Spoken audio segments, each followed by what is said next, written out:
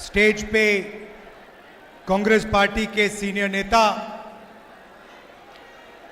हमारे प्यारे कार्यकर्ता जिनको मैं टाइगर कहता हूं, शेर कहता हूं,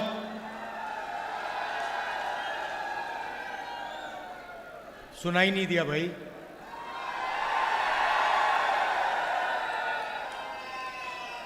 अब काफी साल हो गए मैं राजनीति में हूं और मैं आरएसएस का जो आदमी होता है और जो कांग्रेस का कार्यकर्ता होता है उसमें जो फर्क होता है 1 सेकंड में पहचान लेता हूं। मुझे दिखते ही पता लग जाता है ये कांग्रेसी है या फिर ये आरएसएस बीजेपी का आदमी है। आप जानते हो पता है कैसे लगता है? पता कैसे लगता है जानते हो? ये स्टेज देखो आप, ये देखो इनके चेहरे देखो, ये सब मुस्कुरा रहे हैं। ऐसे ही हमारे कार्यकर्ता होते हैं, 24 घंटा आपको खुश दिखेंगे, चेहरे पे मुस्कान दिखेगी। और बीजेपी के नेता, बीजेपी के कार्यकर्ता ऐसे होते हैं, 24 घंटा वो ऐसे रहते हैं। आप इनके चेहरे देखो, मोदी जी का चेहरा देखो, राजनाथ सिंह जी का देखो, मोहन भगवत जी का देखो, इनके सब कार्यकर्ताओं का चेहरा देखो, वो ऐसे देखेंगे।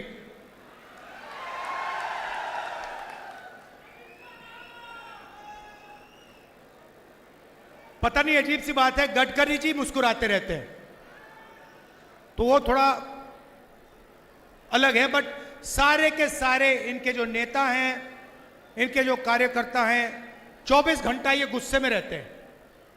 और हमारे जो टाइगर हैं 24 घंटा मुस्कुराते रहते हैं, चेहरे पे सुख होता है।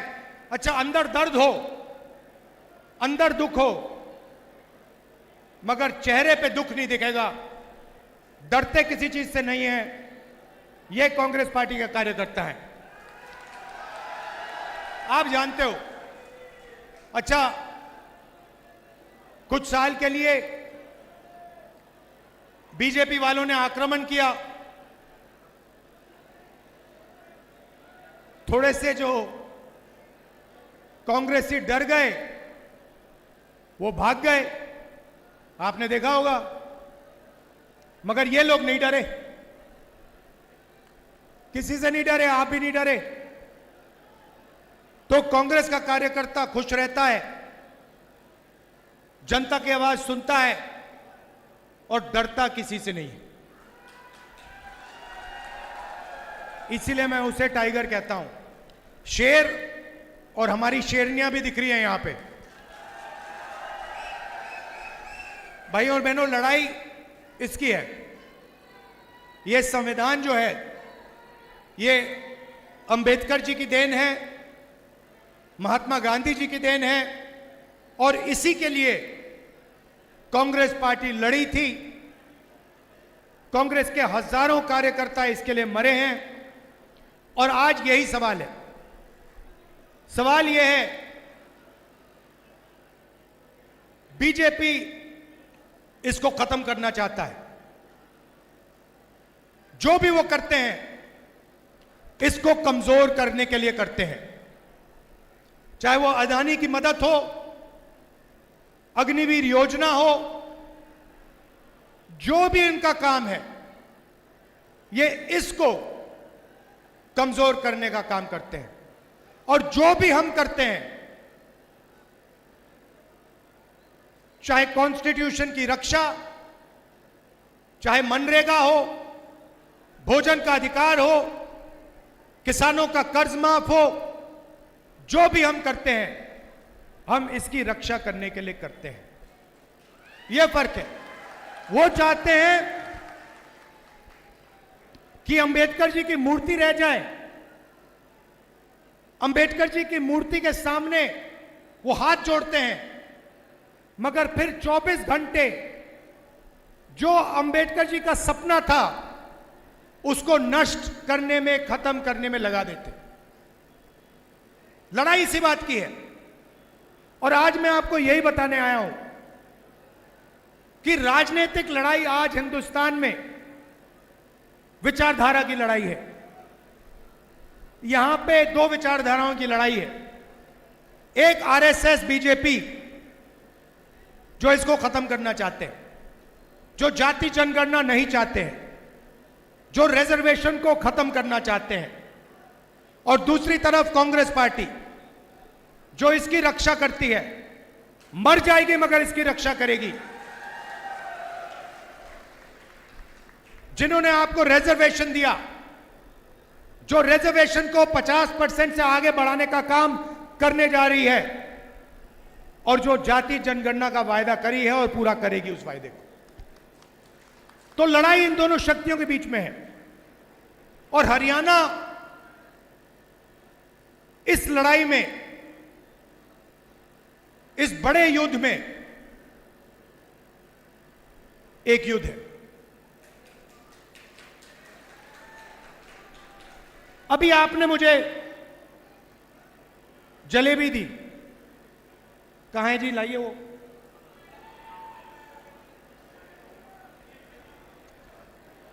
नहीं वो डब्बा दो, डब्बा दो।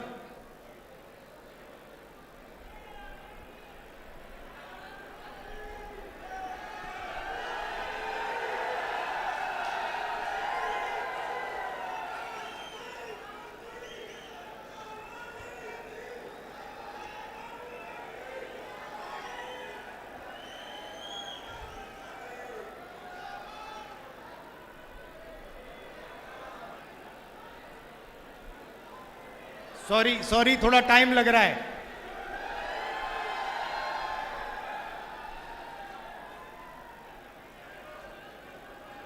ये देखिए, ये इससे आपको पूरी हरियाणा की हालत पता लग जाएगी।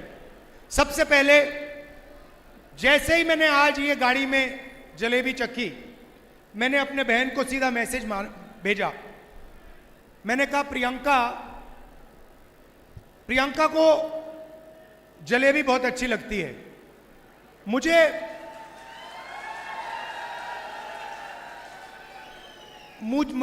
आमतौर से दूसरी मिठाई अच्छी लगती है, मगर जैसे मैंने ये जलेबी चखी, मैंने प्रियंका को सीधा मैसेज मारा, मैं पढ़ लेता हूं जो मेरे फोन पे है। मैंने कहा, प्रियंका, आज मैंने अपनी लाइफ में सबसे अच्छी जलेबी खाई है। लिखा है यहां पे कि मैंने अपनी जिंदगी में सबसे अच्छी जलेबी आज खाई है। मैं तुम्हारे लिए आज शाम एक डब्बा लाने जा रहा हूं। अब इसमें हरियाणा के एक व्यक्ति का खून पसीना है। पूरा कॉन्सेप्ट उन्होंने बनाया, सालों से ये काम कर रहे हैं। होना क्या चाहिए, जैसे मैंने आज दीपेंद्र से गाड़ी में कहा, पुनिया जी से गाड़ी में कहा, होना क्या चाहिए कि ये जो आपकी जलेबी है पूरे हिंदुस्तान में जानी चाहिए, और उसके बाद बाकी देशों में, अमेरिका में, जापान में, अलग अलग रूप लेते हुए इसको दूसरे देशों में जाना चाहिए। आज इनकी दुकान में कितने लोग काम करते हैं? इनकी दुकान में कितने लोग काम करते हो? मान लो इनकी दुकान में आज 100 लोग काम करते हैं, तो अगर इनकी जलेबी बाकी हिंदुस्तान में जाएगी, बाकी दुनिया में जाएगी, तो शायद उनकी फैक्ट्री में एक दिन 10,000, 20,000, 30,000, 50,000 लोग काम कर सकें।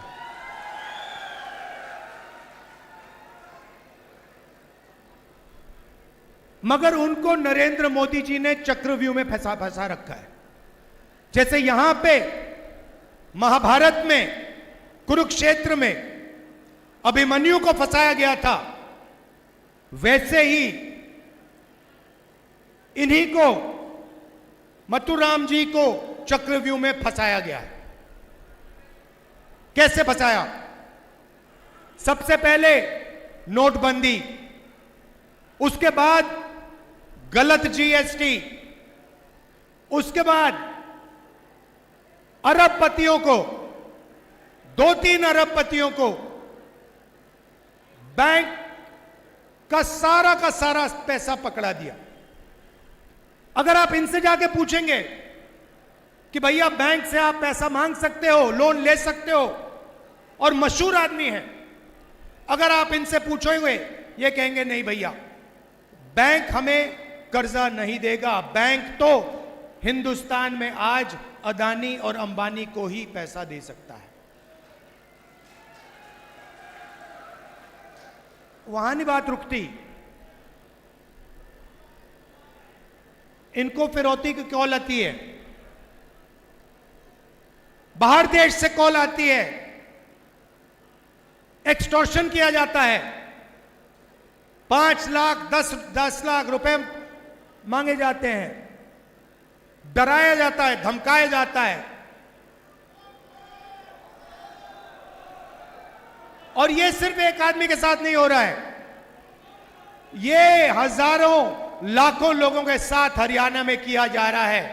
नरेंद्र मोदी जी ने और आपकी सरकार ने हरियाणा को बेरोजगारी का सेंटर बना दिया है। हरियाणा में अगर कोई रोजगार चाहता है उसे नहीं मिल सकता। मैं अभी गया, अमेरिका गया, डैलस गया, डैलस में हमें फोन कॉल आता है, कहते हैं राहुल जी हम आपसे मिलना चाहते हैं। कौन हो आप? हम हरियाणा के युवा हैं। सॉरी, मुझे अभी बताया गया मथुराम जी को 2 करोड़ रुपए की फिरौती की कॉल आई थी। तो डैलस गया, डैलस में मुझे कहते हैं भैया हम आपसे मिलना चाहते हैं। आप कौन हो? हम हरियाणा के युवा हैं। डैलस में क्या कर रहे हो? हरियाणा से हम भाग के गए हैं। क्यों गए? हरियाणा में रोजगार नहीं है, हरियाणा में महंगाई है, हरियाणा में हम अपना सपना पूरा नहीं कर सकते, इसीलिए हम अमेरिका गए। कैसे गए? खेत बेचकर, 50 लाख रुपए देकर, कर्जा लेकर गए। कहां से गए? दिल्ली से इस्तांबुल, इस्तांबुल से कजाकिस्तान, कजाकिस्तान से साउथ अमेरिका, साउथ अमेरिका से सूरीनाम, सूरीनाम से पनामा, पनामा के जंगलों से निकलकर हम अमेरिका गए। अभी तक हमें नहीं मालूम कि हमें वापस भेजा जाएगा या नहीं। क्यों गए? करने को कुछ नहीं है। किस रेट पे आपने कर्जा लिया? 2 रुपए प्रति महीना। मैंने उनसे पूछा भाई बताओ, 30 लाख रुपए आपने दे दिए, 50 लाख रुपए आपने दे दिए अमेरिका जाने के लिए, हरियाणा में आपने छोटा सा बिजनेस क्यों नहीं खोला? हरियाणा में आपने दुकान क्यों नहीं खोली? हरियाणा में आपने छोटी फैक्ट्री क्यों नहीं खोली? उन्होंने मुझे कहा राहुल जी हरियाणा में छोटी फैक्ट्री, छोटा बिजनेस सफल हो ही नहीं सकता, इसलिए हम अमेरिका गए हैं। उसके बाद कहते हैं राहुल जी एक काम कीजिए हमारे लिए। मैंने कहा क्या? कहते हैं राहुल जी हम अपने परिवार से नहीं मिल सकते, 10 साल के लिए हम अमेरिका में फंसे हैं। अगर हमारे पिता की मृत्यु होती है, माता जी की मृत्यु होती है, हम अंतिम संस्कार तक नहीं करवा सकते। हमें वीडियो फोन पर अपने पिता माता का अंतिम संस्कार करना पड़ता है। सच्चाई है, यह हालत है हरियाणा की। राहुल जी आप जाइए, हमारे परिवारों से मिलिए और उन्हें कहिए कि हम ठीक हैं। मैंने कहा भैया आप वीडियो कॉल पे तो बात करते हो, मेरे जाने की क्या जरूरत है?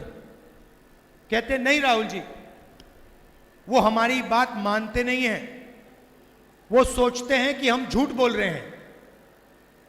आप जाके उन्हें बताइए कि हम ठीक हैं, हम अकेले हैं, सपना पूरा करने के लिए आए हैं, मगर ठीक है। तो मैं वापस गया, सुबह सुबह करनाल गया, 20-25 परिवारों से मिला। अजीब सी बात है, वीडियो कॉल पर, कंप्यूटर पर, एक तरफ अमेरिका में हरियाणा के युवा, हरियाणा के भविष्य अमेरिका में बैठे हैं क्योंकि उनको हरियाणा में रोजगार नहीं मिल सकता, दूसरी तरफ उनके परिवार। बातचीत चल रही थी, मैं सवाल पूछ रहा था। एक मां मुझे बता रही थी कि उसके बेटे को हर रोज अमेरिका में कोई आके पीटता है, एक्सीडेंट हो गया उसका, पेट की सर्जरी हुई, चल नहीं पाता है, खा नहीं पाता है, वो उसको देख नहीं पाई, मिल नहीं सकती उससे। और जब ये बातचीत कर रहे हैं, एकदम से एक चीख उठती है, चिल्लाता हुआ बच्चा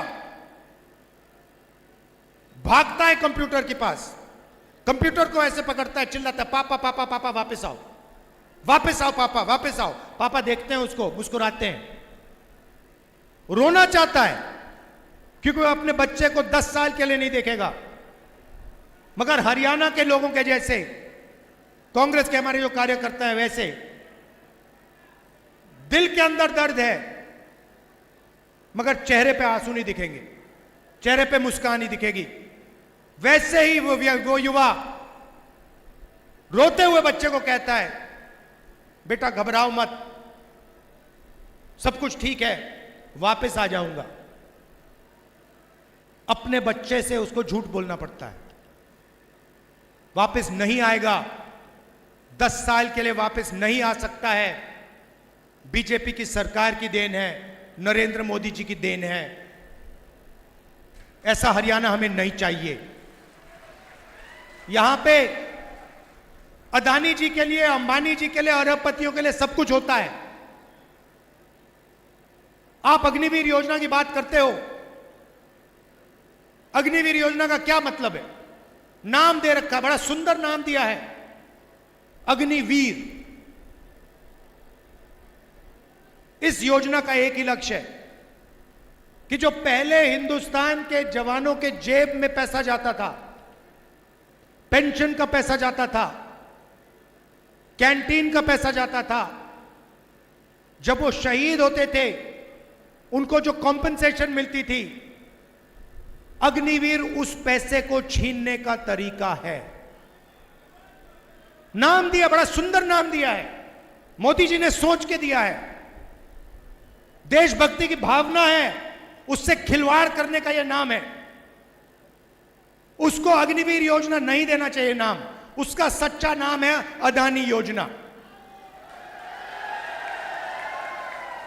उसका लक्ष्य है कि हिंदुस्तान की डिफेंस का बजट जो जवानों की ट्रेनिंग में जाता था, उनकी पेंशन में जाता था, उनके शहीद दर्ज में जाता था, उनकी कैंटीन में जाता था, वो पैसा डाइवर्ट करके अदानी जी के जेब में चला जाए।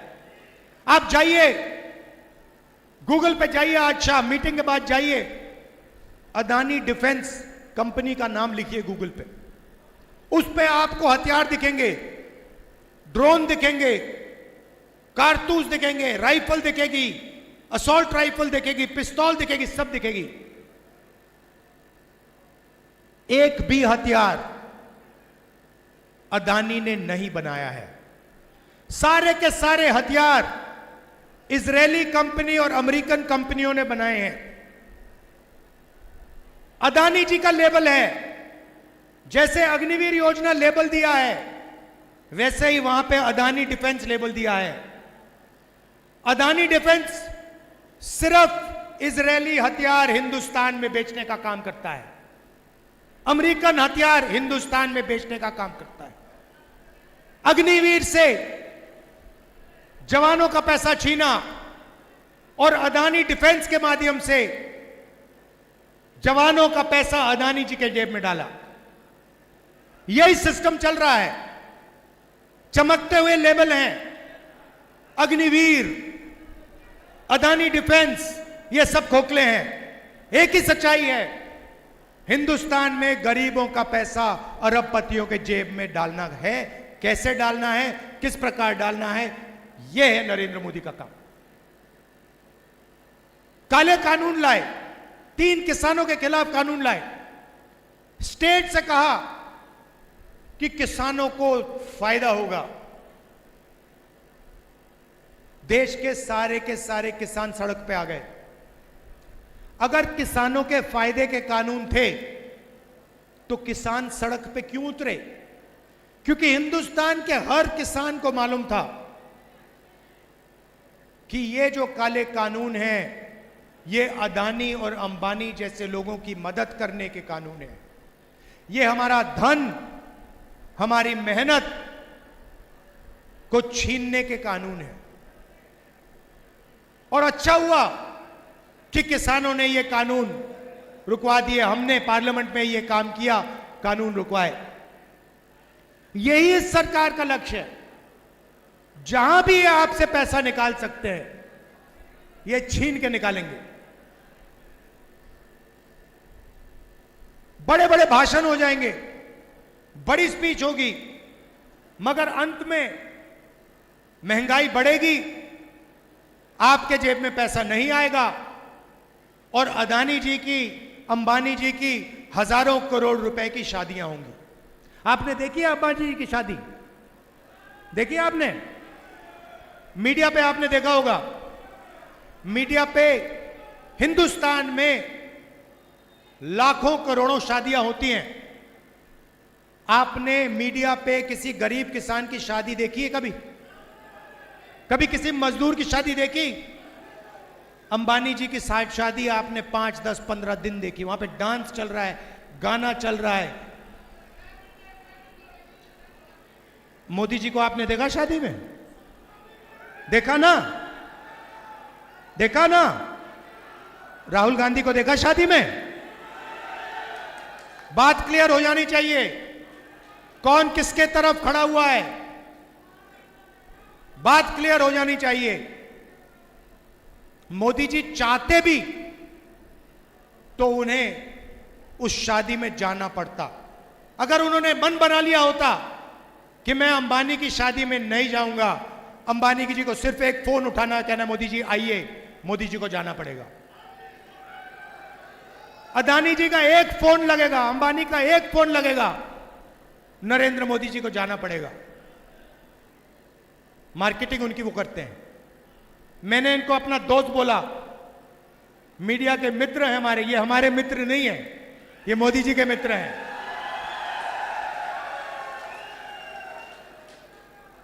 मुद्रा पोर्ट में 3000 किलो हेरोइन पकड़ा जाता है। हरियाणा में ड्रग्स फैल रहे हैं, 3000 किलो, 3000 किलो हेरोइन, जो मतलब लाखों लोगों की जिंदगी बर्बाद कर सकता है। 3000 किलो हेरोइन मुद्रा पोर्ट में पकड़ा जाता है। अदानी पोर्ट में मोदी जी ने कोई कार्रवाई की? कोई पकड़ा गया? कोई जेल गया? मोदी जी ने कहा कि मैं पता लगाऊंगा किसके ड्रग्स हैं, कैसे पकड़े गए, मैं पकड़ूंगा। बोला? एक शब्द नहीं बोला। क्यों? क्यों नहीं?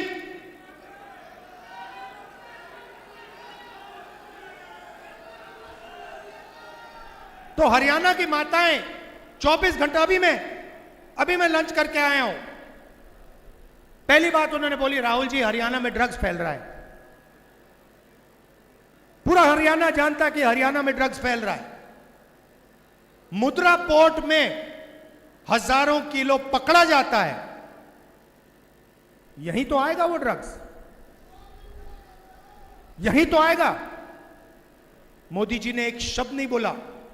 मीडिया ने कहीं नहीं लिखा, कहीं नहीं बोला कि अदानी के पोर्ट में हजारों किलो हेरोइन पकड़ा गया है।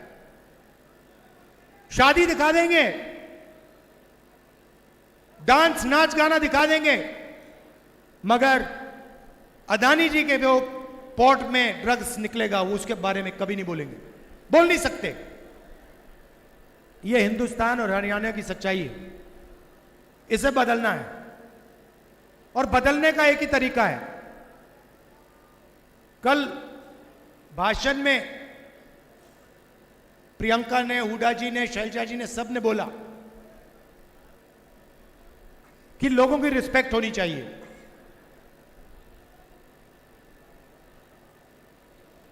इज्जत होनी चाहिए। सही बात है, सबकी रिस्पेक्ट होनी चाहिए, सबकी इज्जत होनी चाहिए। मगर अगर हम किसान की इज्जत करें और 24 घंटा उसकी रिस्पेक्ट करें और उसकी जेब में पैसा नहीं है, तो उस इज्जत रिस्पेक्ट का कोई मतलब ही नहीं है, कोई फायदा नहीं। वो भूखा मर रहा है, उसको रिस्पेक्ट नहीं चाहिए, उसे भोजन चाहिए, उसे पैसा चाहिए। सही बात। तो मैंने मन बना लिया है, मेरा एक ही काम है राजनीति में, जितना पैसा नरेंद्र मोदी ने अरबपतियों को दिया ना, उतना पैसा मैं उठाकर किसानों को दूंगा, मजदूरों को दूंगा, गरीबों को दूंगा। मेरी सोच है कि भैया रिस्पेक्ट जब ही आती है, रिस्पेक्ट जब ही आती है जब जेब में पैसा होता है। पैसे के बिना रिस्पेक्ट नहीं आएगी। इसीलिए अगर उसने 16 लाख करोड़ रुपए 25 लोगों का कर्जा माफ किया है, तो हम भी लाखों करोड़ रुपए किसानों का कर्जा माफ कर सकते हैं।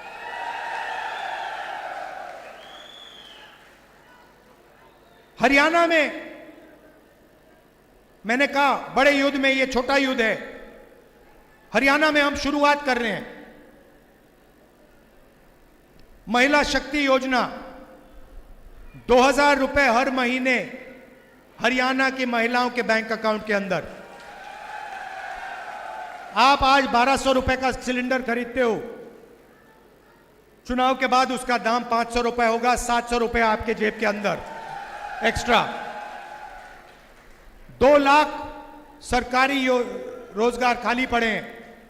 नरेंद्र मोदी जी ने अरबपतियों को कॉन्ट्रैक्ट में दे रखे हैं, ठेकेदारी प्रथा चला रखी है। 2 लाख युवाओं को हरियाणा में कांग्रेस पार्टी की सरकार परमानेंट जॉब देने जा रही है। और भाइयों और बहनों, एक बात अच्छी तरह समझ लो, ये जो नौकरियां हैं, 2 लाख नौकरियां हैं, ये 36 बरादरियों को मिलने वाली हैं। हरियाणा में 36 बरादरियों को न्याय के साथ ये 2 लाख नौकरियां दी जाएंगी। ये परमानेंट नौकरियां होंगी। किसान को हम एमएसपी की गारंटी देंगे, और जो धान है जो आपका अभी खरीदा नहीं जा रहा है, चुनाव के एकदम बाद जो नई सरकार आएगी, आपका धान एकदम खरीदना शुरू कर देगी। 300 यूनिट बिजली फ्री में, और जैसे हमारा राजस्थान का प्रोग्राम था, 25 लाख रुपए का हेल्थ इंश्योरेंस। किडनी का ऑपरेशन कराना हो, दिल का ऑपरेशन कराना हो, कैंसर हो, प्राइवेट अस्पताल में आपको 25 लाख रुपए तक मिलेंगे इलाज करवाने के लिए। भाई और बहनों, हिंदुस्तान में पैसे की कोई कमी नहीं है। लोग कहते हैं हिंदुस्तान में गरीबी है।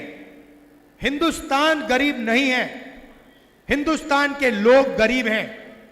हिंदुस्तान में 30-25 अरबपति हैं, लाखों करोड़ रुपए पड़ा है उनके पास।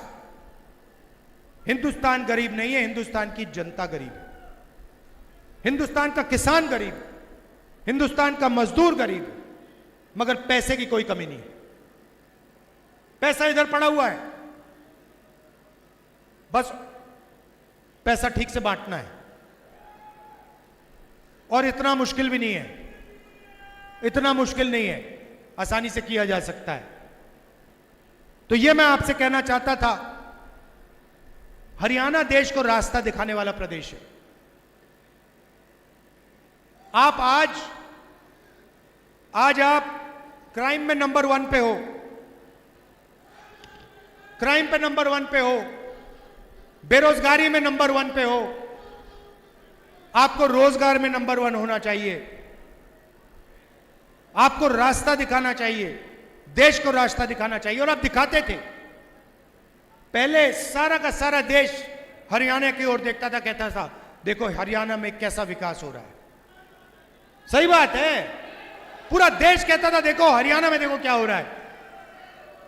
वो हरियाणा हमें वापस चाहिए,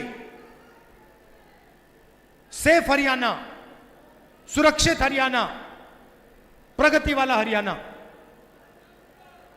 ये हम करवा के दिखाएंगे। आखिरी बात, लड़ाई दो विचारधाराओं के बीच में है। एक तरफ कांग्रेस पार्टी कहती है कॉन्स्टिट्यूशन, संविधान की रक्षा, दूसरी तरफ बीजेपी कहती है इसको खत्म करो। लड़ाई इन दोनों के बीच में है, और बीच में आजकल बीजेपी के ABCDEF टीम पड़ी हुई है, अलग अलग पार्टियां घूम रही हैं, वो सारे के सारे बीजेपी के सपोर्टर हैं, सारे के सारे बीजेपी के सपोर्टर हैं। एक तरफ कांग्रेस है, दूसरी तरफ बीजेपी है। कंफ्यूजन में मत आइए, कांग्रेस पार्टी का समर्थन कीजिए, बीजेपी को हराइए, और यहां पे 36 बरादरी की सरकार, प्रगति की, विकास की सरकार लाइए।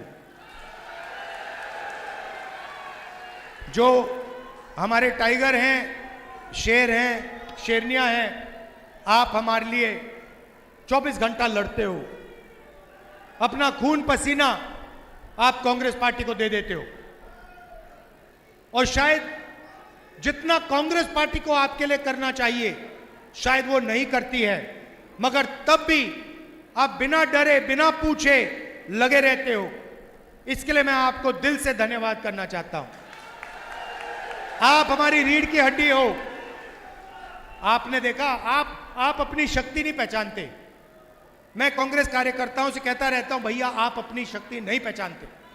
पहले मोदी जी खड़े रहते थे, ऐसे भाषण होता था, कहते थे 56 इंच की छाती है, 56 इंच की छाती गायब कर दी कांग्रेस कार्यकर्ता ने। चेहरा देखा आपने मोदी जी का? आजकल रंग बदल गया बिल्कुल। वो पुराने मोदी जी जो थे ना, वो गायब हो गए, नए मोदी जी आए हैं। कांग्रेस पार्टी के कार्यकर्ता ने नरेंद्र मोदी को टाइट कर दिया। आप किसी से नहीं डरते, आप पीछे नहीं हटते, और आपने अंबेडकर जी, गांधी जी और आपने देश को यह कॉन्स्टिट्यूशन दिया है और इसकी रक्षा करनी है। आप सबका दिल से बहुत बहुत धन्यवाद। नमस्कार, जय हिंद।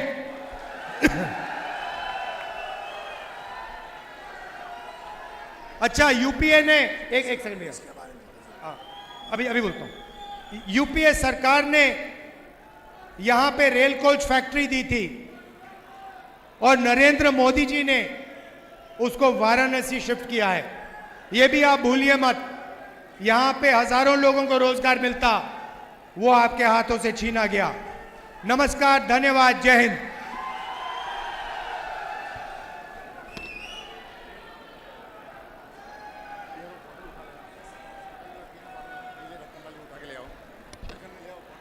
मैं राहुल जी का बड़ौदा और गोहाना की जनता से बोलो। मैं हमारे नेता राहुल गांधी जी से कहना चाहूंगा कि आपने हल्का बड़ौदा के मदीना गांव में जो जीरी लगाई, आज वो चावल के रूप में हम आपको देना चाहते हैं, राहुल गांधी जी।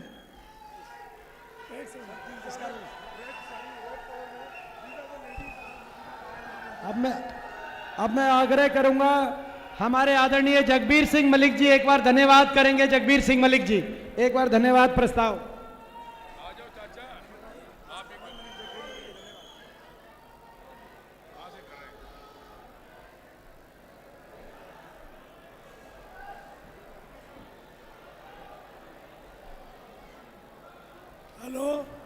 अब मैं गोहाना और बड़ौदा की जनता की तरफ से राहुल गांधी जी भावी प्रधानमंत्री का गोहाना में समय देने पर धन्यवाद करता हूं। जय हिंद, जय भारत, जय कांग्रेस।